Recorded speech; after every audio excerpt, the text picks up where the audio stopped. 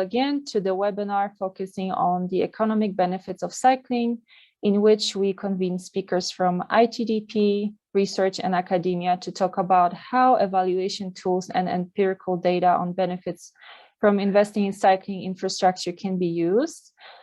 This session is also in conjunction with ITDP's Cycling Cities campaign, which brings cities, NGOs, civil society, and private sector partners together towards a common goal, which is increasing safe cycling in cities. So with that, I wanted to welcome an exciting panel of speakers from ITDP. We'll first hear from Dana Janoka, who is a research manager at ITDP Global, also the Cycling Cities campaign coordinator, who is the author of the Making the Economic Case for Cycling report. She will set the stage with key highlights deriving from the report. Next, we will hear from Dr. Sonia Kallmeier, who is heading the Department of Health and Health Research at the Swiss Distance University of Applied Science. She will introduce the HEAT tool for walking and cycling with some case studies. And the third speaker is Eduardo Campisi, who is an advisor at the CICIO, which is a Dutch private economic research consultancy. He will give us some insights on the value of impacts of cycling stemming from the Bikeonomics tool and how this tool can help cities to plan for active mobility. So with that, I'll hand it off to Dana to start the session.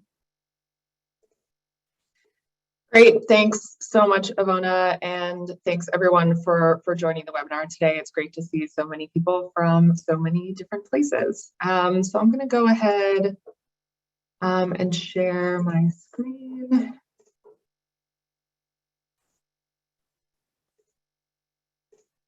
Okay, so like Ivona said, I'm going to be kicking things off today, sharing a couple of highlights from ITDP's new report called Making the Economic Case for Cycling.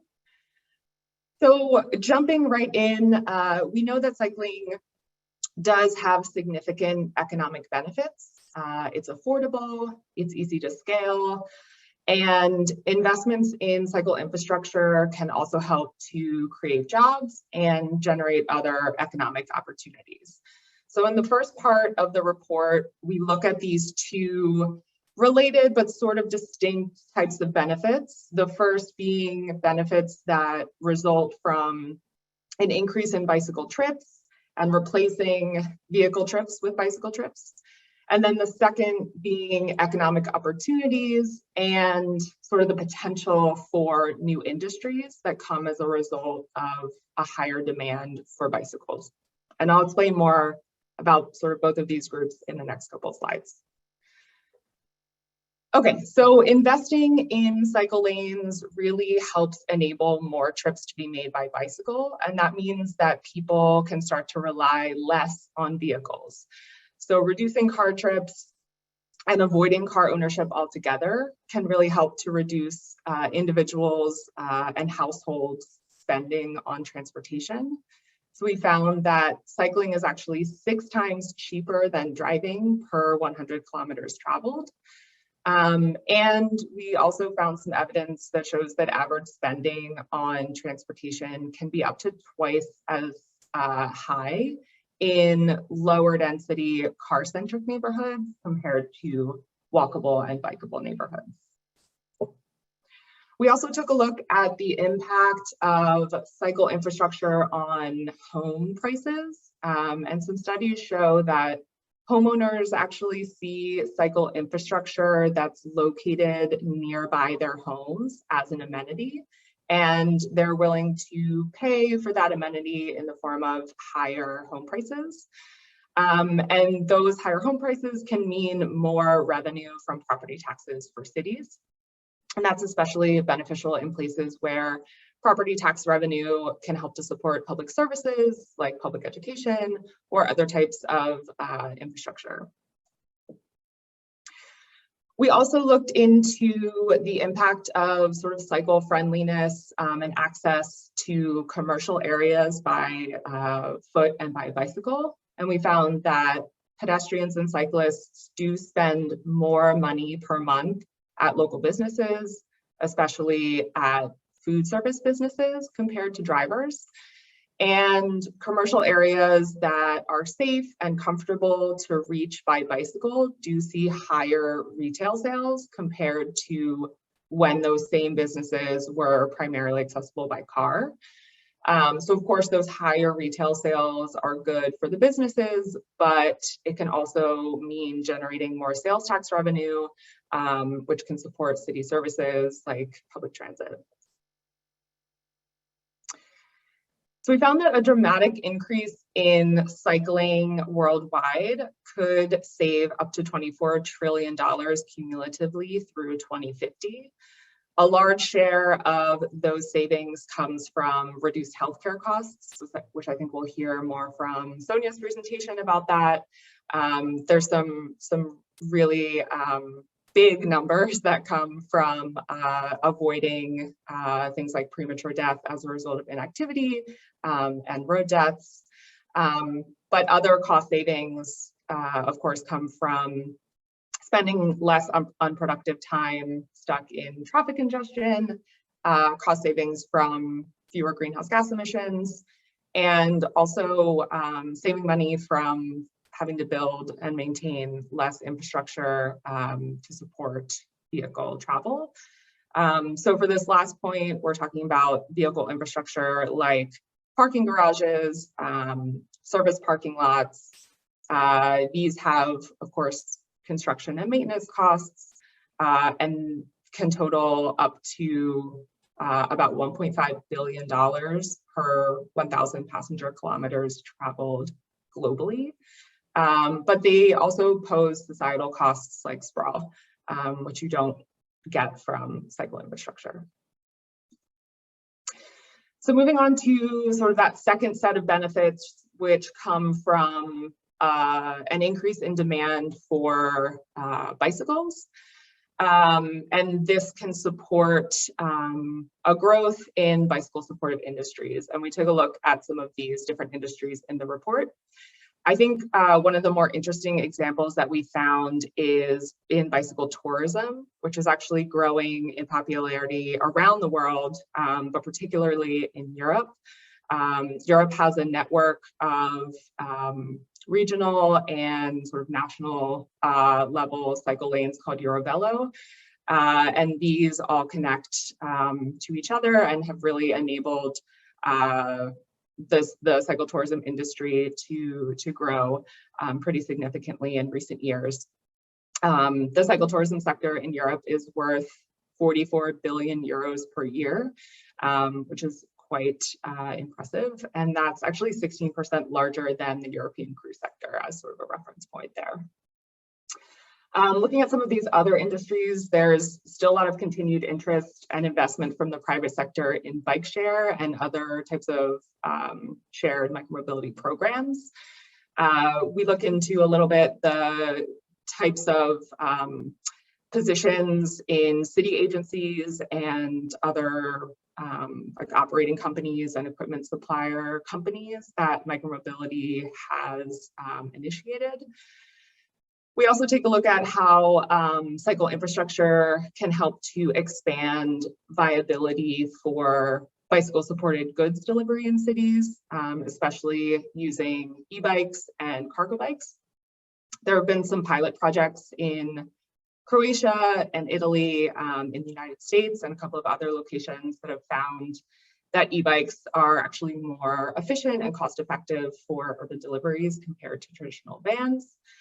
And then finally, in cities where informal vending is common, safe cycle infrastructure and better access to bicycles, and especially cargo bicycles, can really help to support individual street vendors. So of course, cycle lanes can help vendors transport their goods more easily via bicycle, as opposed to needing to rely on a vehicle. But that infrastructure can also help vendors move around more efficiently during the day, and that can help to increase their customer base.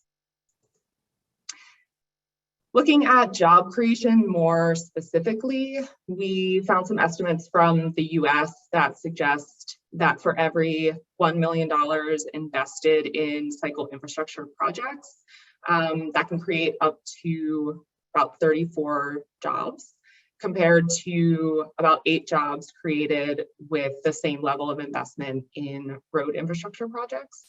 So, you know, there's not only potential for job creation in these bicycle supportive industries, but also in design and implementation of cycle infrastructure projects as well. So in order to realize all these great benefits that we just talked about, it's really important for cities to dedicate funding to build and maintain a connected network of cycle lanes. So in the second part of the report, we look at what that level of investment really looks like and how the return on investment for cycle infrastructure compares to other modes. So it's probably unsurprising, but the cost of building cycle infrastructure really does vary across regions. This is largely due to differences in labor costs and materials costs.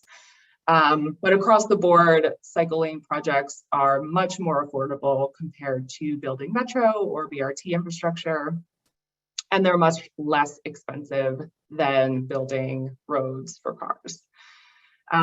So looking at the cost differences between the different types of infrastructure, unprotected versus protected, you could start to see that, you know, building a couple of unprotected cycle lanes can be a pretty low cost endeavor, but ultimately this is going to be pretty low impact as well. What we really need to start thinking about is packaging together a network of higher quality cycle lanes and starting to bring in supportive infrastructure like bicycle parking and even bike share, and start to create a network that poses opportunity for significant investment, but also for really high returns. And that's really how we're going to start to bring about some of the benefits and the level of benefits that we talked about in the past couple of slides. So really the return on investment for cycle infrastructure projects increases with more connections and with greater use of the network itself. So protected and connected cycle lanes really present the highest potential for use and are some of the best ways to encourage more people to cycle for more trips. So it's really critical for cities to understand that it is worth the upfront cost of investing in cycle infrastructure in order to achieve these really valuable economic and social benefits over time. So that is it for me. Just a final plug for our new report. The link is on this slide. I think Avona's maybe also going to drop it in the chat. Let us know what you think on Twitter, and my email is there if you're interested in following up after the webinar. So I think with that, I will turn things over to Sonia. Thank you very much. I saw there was a Q&A, but I suppose you're going to handle that. I'm going to drop my slides in the meantime. So I assume you want me to take over directly, and then we'll probably have a look at the Q&A at the end. So thank you very much at IDTP for having me to present you, give you a quick glimpse on the health economic assessment tool for walking and cycling. The HEAT is an online tool which was predominantly designed for transport planners to take into account the health benefits of walking and cycling into transport economic assessments. Dana already mentioned that these can be pretty substantial, and the transport planners were aware of that, but didn't have the technical tools at hand to take those into account. And this is really what HEAT is geared to do. It's currently including effects on mortality only, so it's an at least kind of approach. And it's based on the principles that you can see listed here. Of course, it has to be scientifically robust, and the project being led by the World Health Organization also vouches for that. At the same time, we're striving for a very high level of usability, requiring minimal data inputs and providing default values wherever possible, and to provide a clear design and flow through the tool. We're making the approach and assumptions very transparent, also in the case where expert judgment has to be applied because of lack of quantitative evidence on some of the features. As I mentioned, we are already only including mortality for the time being, so it's a conservative estimate. It's adaptable to the local application that you want to run, and there are different modules that a user can select from. It can be used for different use cases, for example, for assessing current levels of walking and cycling, for assessing changes over time, or for applying it to new or already existing projects, for example, a new cycling bridge. As just one example, and it also allows to derive benefit cost ratios. The main questions it answers is if X number of people walk or cycle regularly on a number of days, what is the economic value of the health benefit that occurs as a result of the reduction in mortality related to the physical activity from cycling and walking? Actually, we're not using healthcare costs as a valuation measure, but the value of statistical life, which is a measure of the societal value of the reduced mortality. And it's a measure that is used in transport economics, which made us select this particular valuation metric rather than another. In addition, heat also takes into account the negative effects of air pollution and crashes, and it also allows to derive carbon effects from mode shifts. This is an overview of the workflow of the heat. So the user has to specify the use case, for example, the geographic level, the country it relates to, etc. Then has to provide data inputs in terms of the volume of cycling and or walking and the population that level of cycling or walking relates to.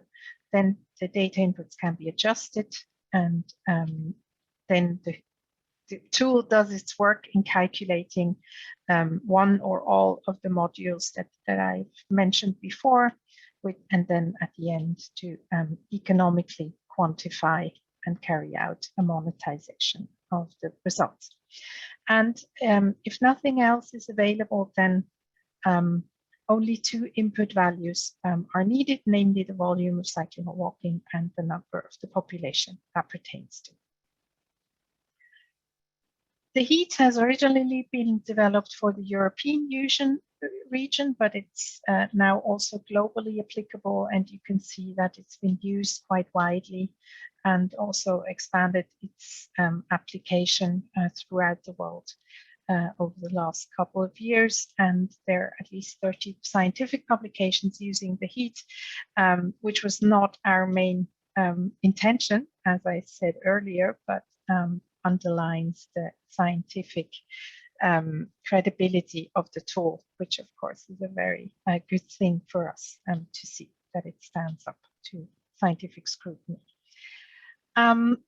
It's also very important to mention that this is not something a couple of scientists made up in a room, but we have a very wide expert group that supported over the last 15 years or so the continuous development of this tool, including expertise from very different fields that you can see listed at the bottom, involving also policymakers and practitioners and advocacy groups who are our main target audience.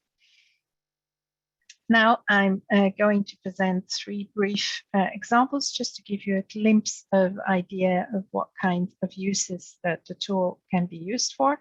In some cases, our users don't have quantitative data on the level of cycling.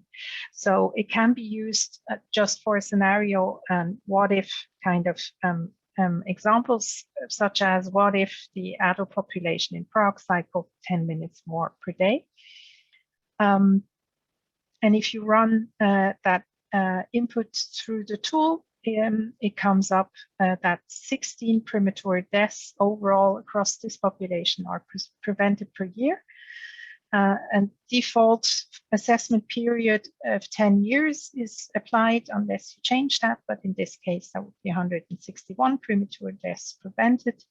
And using that value of a statistical life per country, which is in the case of Prague, 1.73 million euros, that comes up with a quite impressive number of 216 million euros per year. And it's also important that the tool makes transparent that the benefits through physical activity are usually an order of magnitude larger than disbenefits from air pollution and crashes, which you can see listed here as well. Another example I'm going to present is from Glasgow, where the Centre for Population Health actually ran a survey and looked at the cycling habits of 600 cyclists quite in detail, using travel to work. And they did assess the value, the societal economic value of the current level of cycling that they found in this group of cyclists, which came to a mean annual benefit of 3.5 to 4 million euros per year. And you can see a quote down there that this number raised quite some media coverage and political interest and helped promoting cycling as an extremely good value for money, especially also from the point of view of public health. And finally, I saw someone from Boston greeting just before. So this one's for you, even though it's an example on walking. But I find it interesting because it's assessed a possible decrease of walking. So the heat can also be used for such a policy proposal, which would lead to a decrease of cycling or walking, to quantify that this is potentially a bad idea from an economic point of view. And in this case, the metropolitan area faced proposals to increase fares and cut services of public transport. And using the heat, they could show that this would lead to a reduction, which doesn't seem that great, 8 minutes per person per day. But if you quantify that and assess it in monetize it in economic terms, that comes up to 57 to 89 million societal worth lost due to the reduction in walking. And that was an important addition to policy analysis.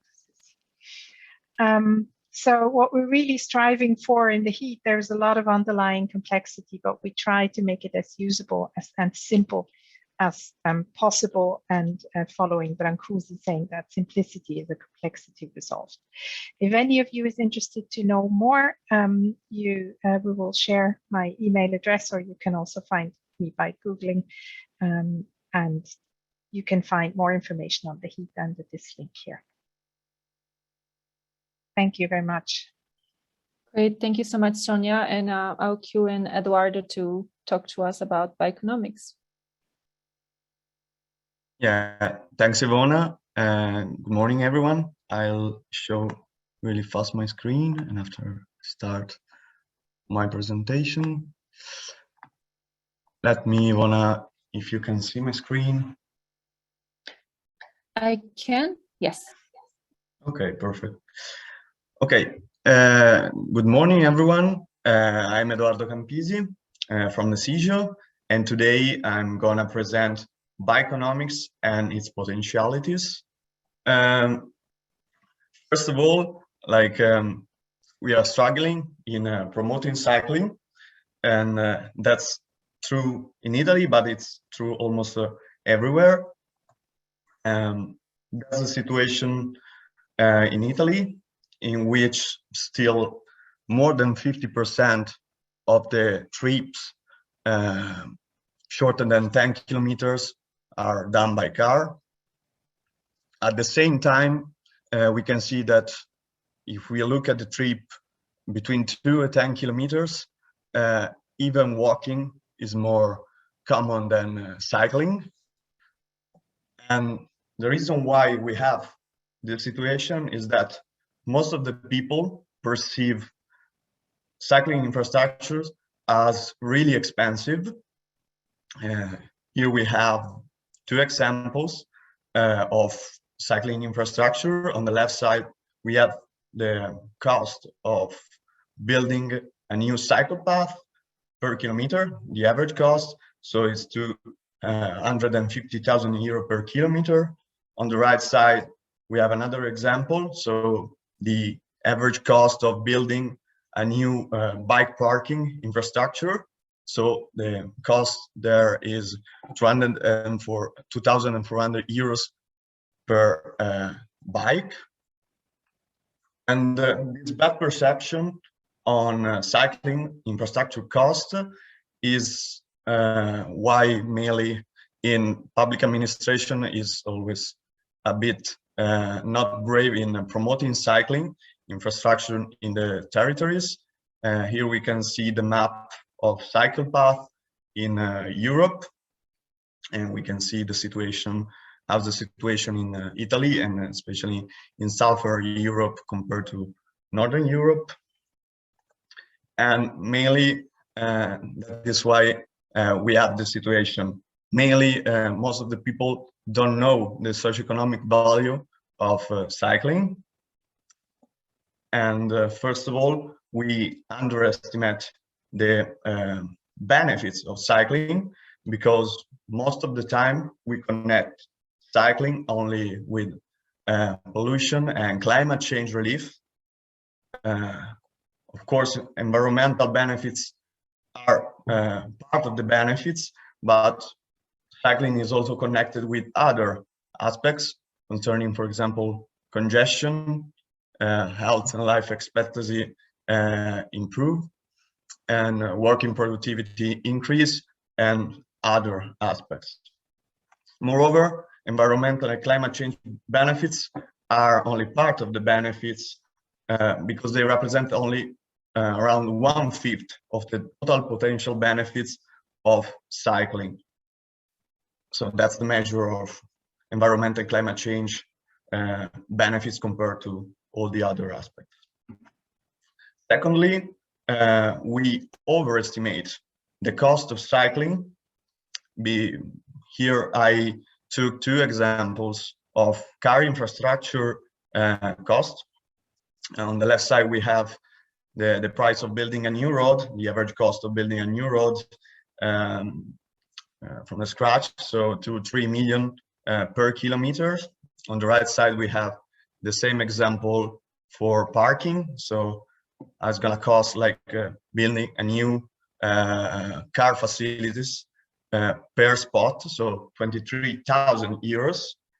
So basically, when we talk about this car-related project, most of the people are more willing to spend this money for building these facilities compared to bike infrastructure, even if they cost 10 times more, and also they serve the same amount of users.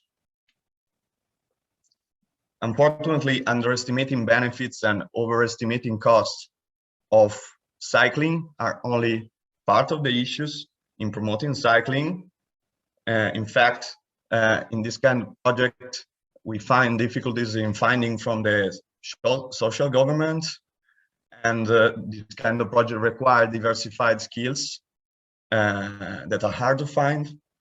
And some of these projects have uncertainty in their results, and especially on social trade-off.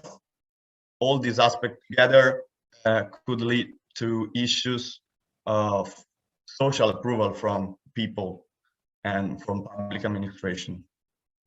Basically, that is why we need bioeconomics. Bioeconomics is a useful tool for planning and communicating cycling, and it uses analytical methods for demonstrating that bikes and cycling are really have benefits. The bioeconomics goals are prioritizing investment on sustainable mobility and also allocating cost and benefits in the project and finding social trade-offs. Bioeconomics also help in communicating the benefits to stakeholders, and also it helps in shifting a bit the focus of cycling from leisure mode to a systematic mode.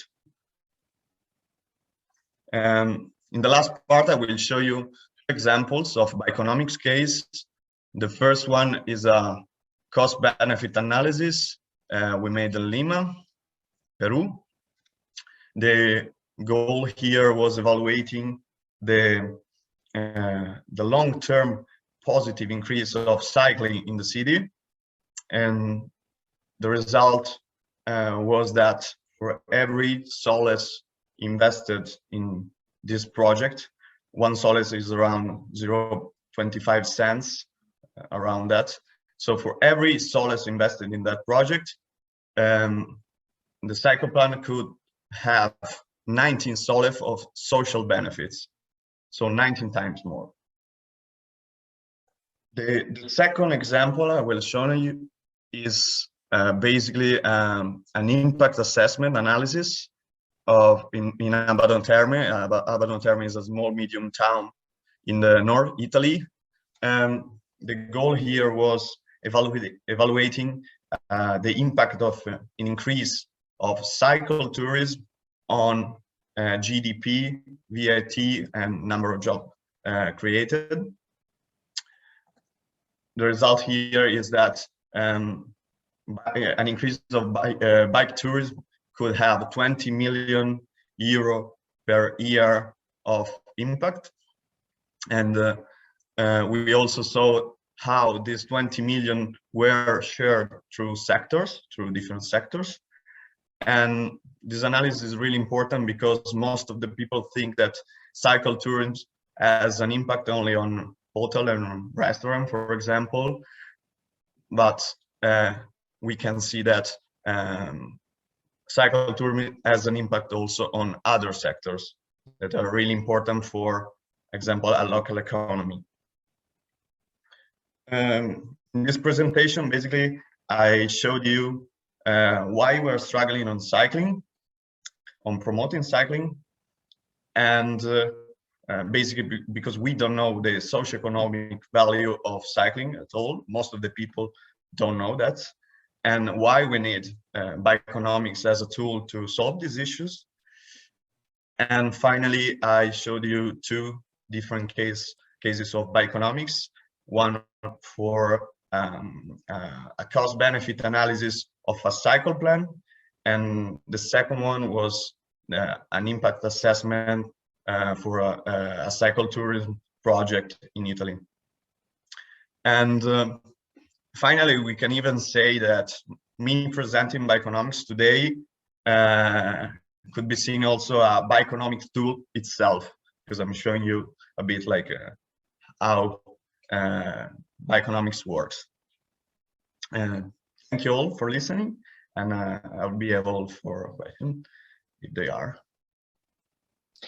Great, thank you so much, Dana, Sonia, and Eduardo for these presentations, sharing insights from your work, but also really trying to show us how the benefits can be quantified, and also how the data can be convincing to cities, given your case studies. So the Q&A box is open, so please feel free to add your questions to the panelists, and we'll incorporate them in the next 20 minutes that we have for the discussion. So I wanted to actually open this discussion with the first question from me. So you presented different case studies on how the empirical data can be convincing and how the cities can obtain them. So do you have any insights on how does the economic argument actually resonate with elected officials compared to the public? And anyone who is ready to answer can go first.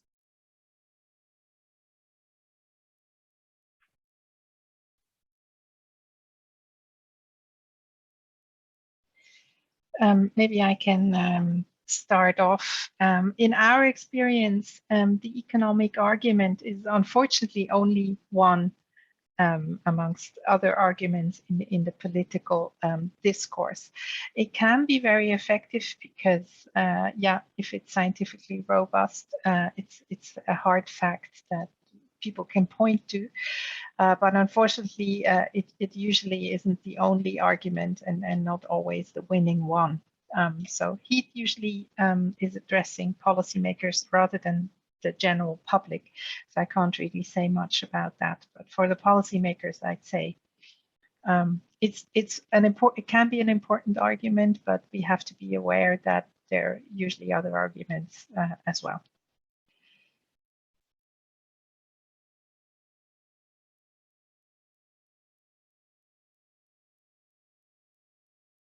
And Eduardo, you have some insights between the reactions from the elected officials or governments versus the public?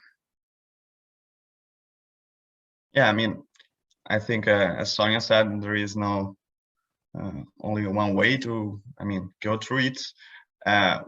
One way is also like trying to show to people that bioeconomics has benefits, and one of the main issues with policymaker and in general public administration from promoting cycle is like parking issues and for example retails, as Dana showed before. So one key to go through it is showing them, so the people are against this kind of infrastructure or against like promoting cycle in a urban environment. You show them examples from also the past or for other cases that promoting cycling doesn't mean that like retails is going to be down or the opposite, so it's going to be fine or better.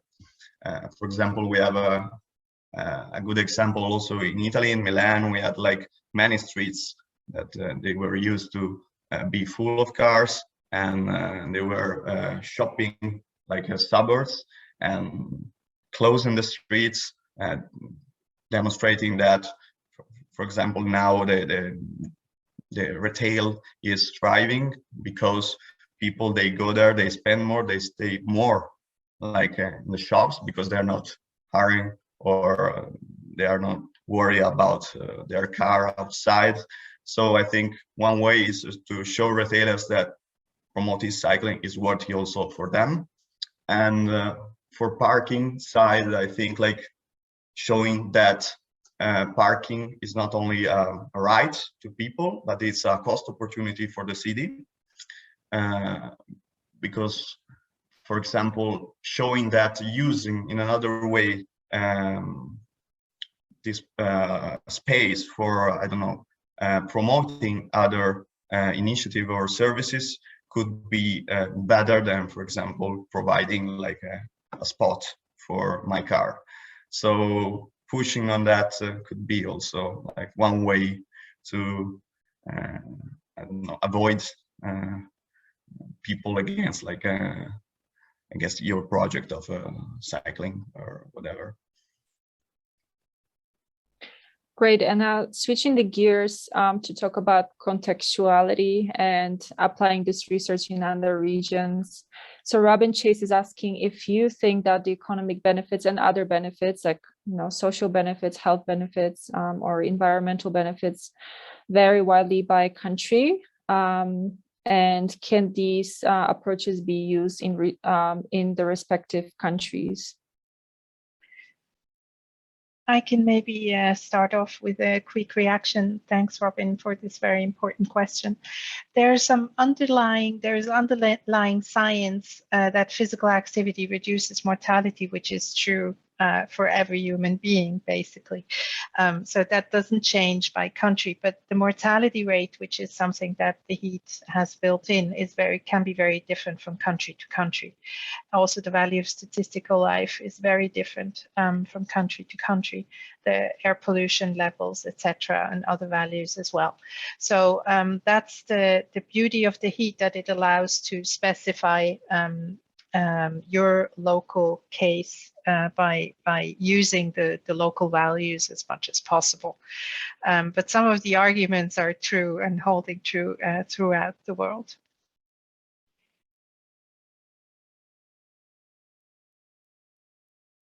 Great, thank you, Sonia. Other comments in terms of applying it to different contexts?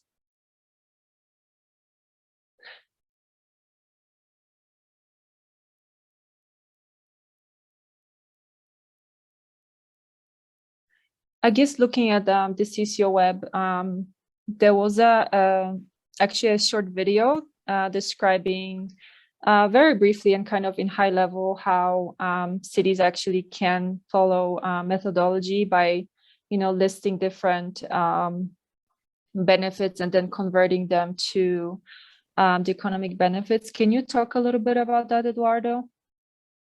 Yeah, sure. As I said before, there are like different tools in bioeconomics. I also said like a bit in my presentation. So I show you before like two examples of bioeconomics tools.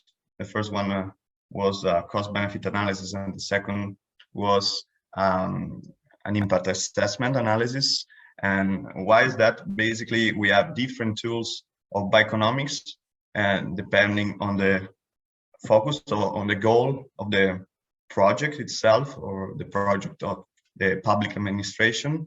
So depending on different aspect that we want to investigate, we choose one kind of analysis or the other.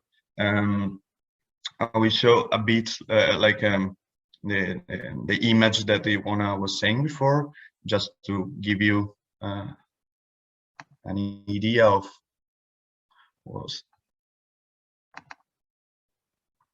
I don't know if you see the screen. Yes.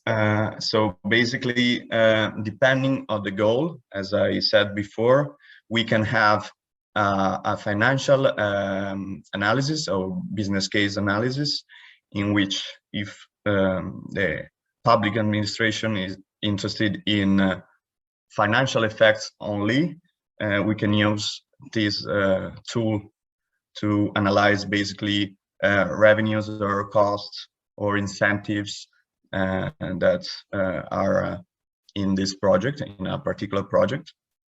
And if we want a wider analysis, for example, to an economic analysis, we can use the impact assessment analysis, as I showed before.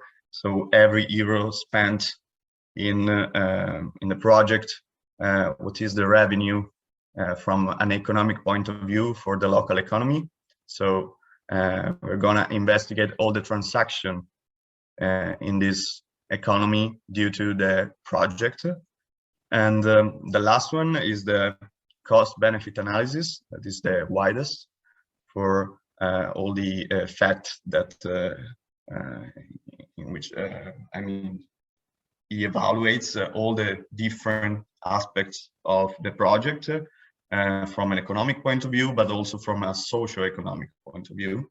So if we want to investigate how the collectivity will be in general, not only from an economic point of view, we can use social cost benefit analysis. So we are gonna also evaluate, for example, pollution effects or environmental change effects. So this is the widest tool that bioeconomics uses for evaluating a project. And here on the bottom we have some examples, but I mean the main idea is depending on the goal of the analysis, we are going to choose different tools, financial, economic, or socio-economic analysis. So these are the different tools that bioeconomics uses for evaluating cycling benefits and promoting cycling in general. So the analysis itself, but also like communicating like these results, helping public administration in showing results, convincing people they are against the project. And so it's a series of tools. It's not only one. That's why it's really important doing all the steps in bioeconomics. Great, thank you. And sort of going down the rabbit hole of application of this research. So how do we then use these findings to really speak to the governments and convince them to implement more cycling infrastructure? How do you actually use this data and go into, you know, those agencies and talk to them? Sort of a general question.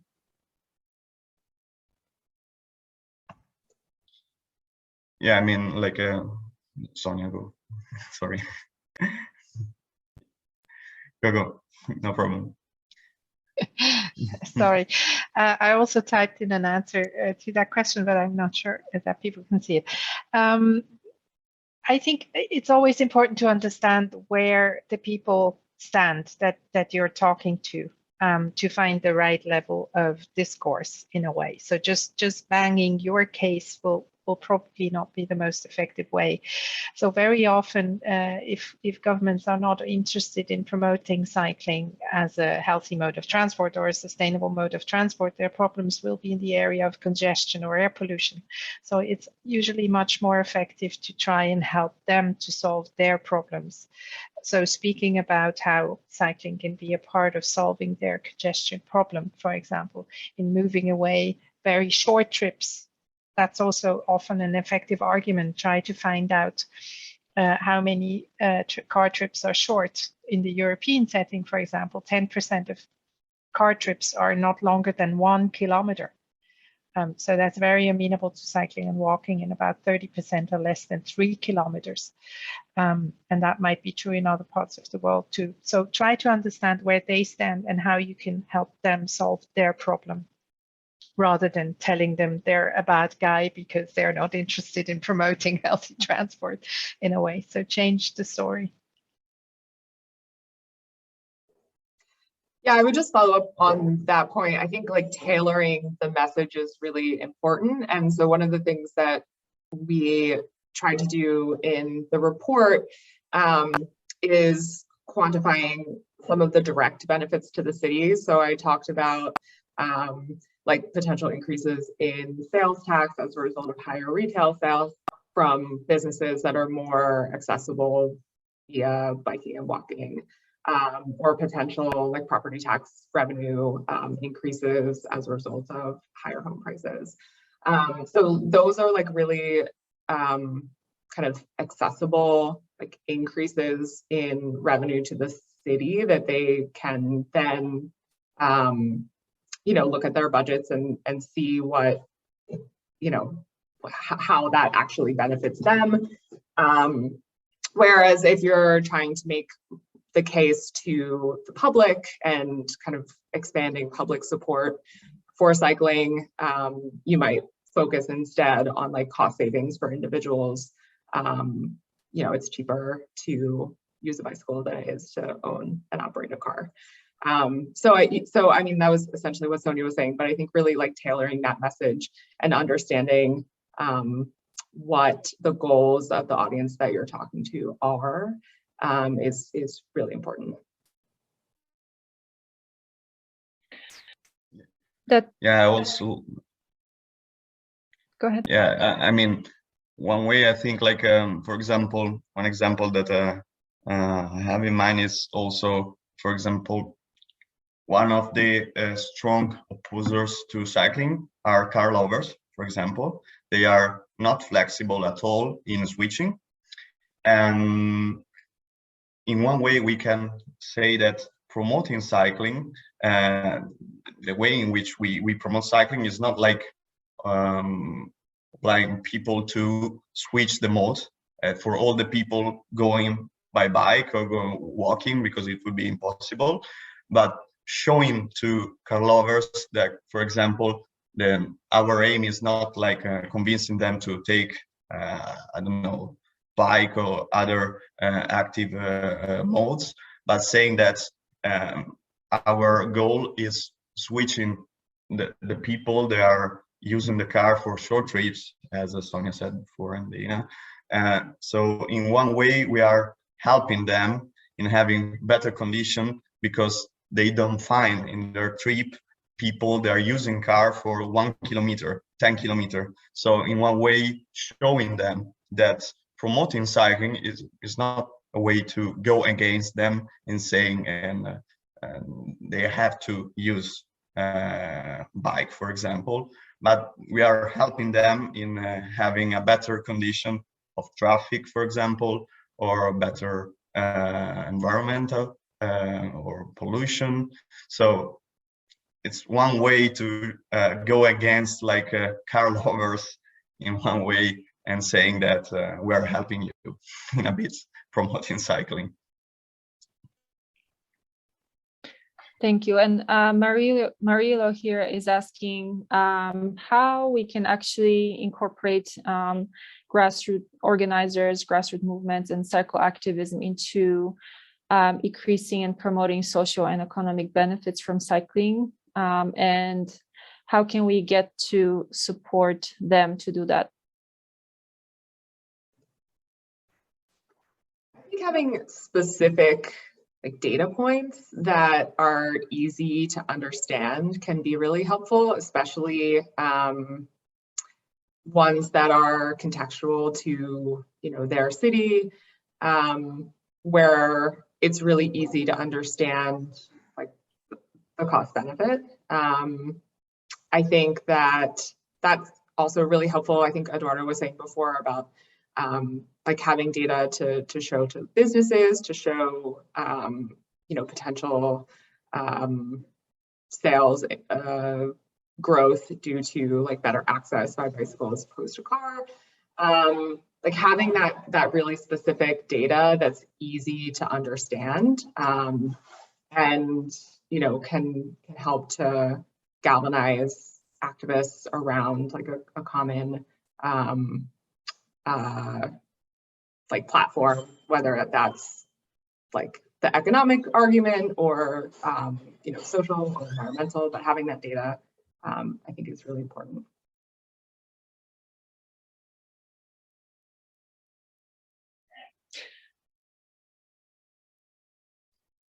I actually wanted to ask Dana to perhaps pose a question to Sonia, and Eduardo. Is that okay? Sure. Yeah, I can pose a question. There's also still a couple of good Q&A questions from the audience as well. But I guess for both of you, I wonder, I don't know if you've had the opportunity, but Eduardo, you brought up the LIMA example in your presentation, and Sonia, you talked about a couple of cities like Boston and Glasgow. Do you know, like, did those cities come to you looking for how to make the economic case? And if so, do you know how they then sort of communicated that out after you provided them with both sets of data that you shared with us? Maybe Eduardo, you want to start?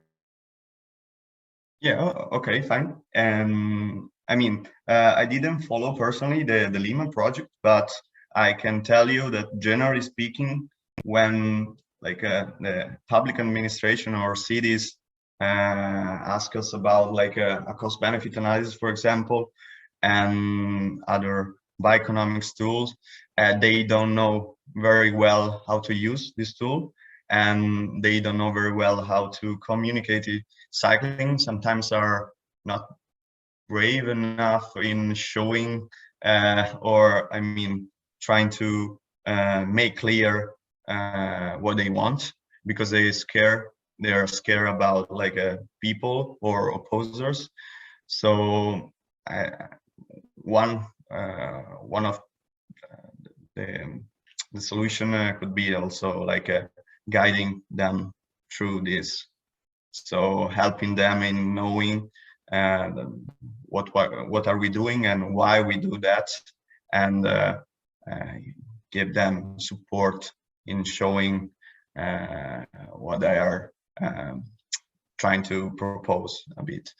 So they are normally they ask us like a support, but they don't know very well like how to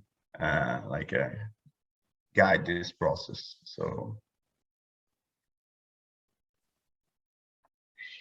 as the heat is publicly available on a website, actually we very seldomly hear about specific applications. So we usually have to run specific searches and surveys of trying to gather examples, and we did web searches at times. So very often, actually, from the users' figures you saw, it's been used over 1 million times by 60,000 specific users, and we only have maybe a couple of dozens of actual case studies and about 30 scientific papers.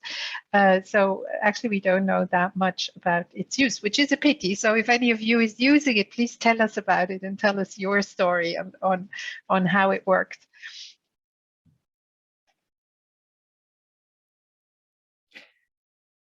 Great, thank you so much. So we actually have approached the end of the session. So I really thank you for your contributions, your presentations, Dana, Sonia, and Eduardo. And I really wanted to encourage you to visit ITDB's website and also stay tuned for upcoming events, webinars, and also recent publications, one of which is the report that we presented today. Also, I wanted to invite you to the next webinar on access and persons with disabilities on July 26th, stemming from the newly published report focusing on this group. So hope you can tune to that event. And thank you again, everyone. Hope to see you soon. Thank you. thank you. Bye.